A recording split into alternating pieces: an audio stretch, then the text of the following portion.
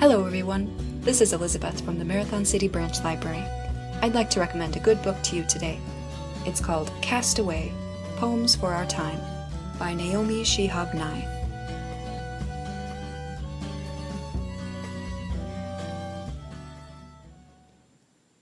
Nye is the Young People's Poet Laureate for 2019 to 2021. In this book of free verse, she sometimes rants, but mostly contemplates garbage, what people throw away.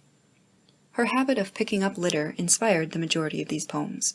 She regularly makes discoveries while collecting trash near her home in Texas and in her travels around the world.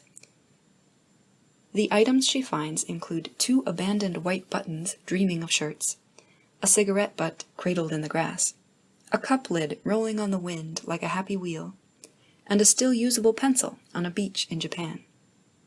What I especially love about this collection is the way Nye attaches deeper meanings to common objects through her poetry. She sees a trampled carnation and thinks of her friend, or abandoned report cards and thinks of all the teacher's work that went into those.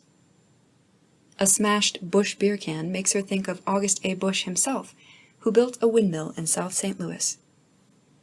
A lot of these items are things that you or I might look at and just think, gross. But she finds the story in them. In every small object, there is always a connection to something larger. I'd like to read World of the Future We Thirsted. Stripped of a sense of well-being, we downed our water from small disposable bottles. Casting the plastic to street side, we poured high-potency energy tonics or Coke down our throats, because this time in history had sapped us so thoroughly, and we were desperate. Straws, plastic caps, crushed cans. In a 3-block walk you could fill a sack.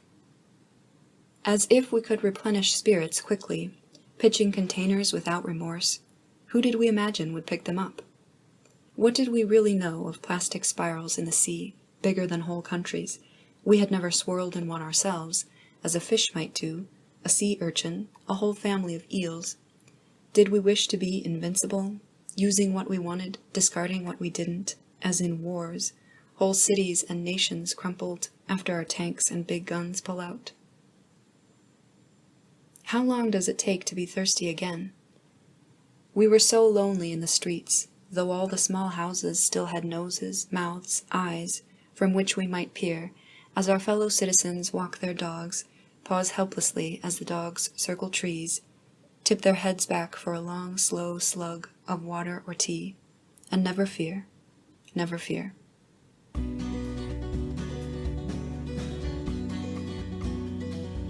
If this sounds like a book you'd enjoy reading, you can check it out at the library or keep it in mind for later.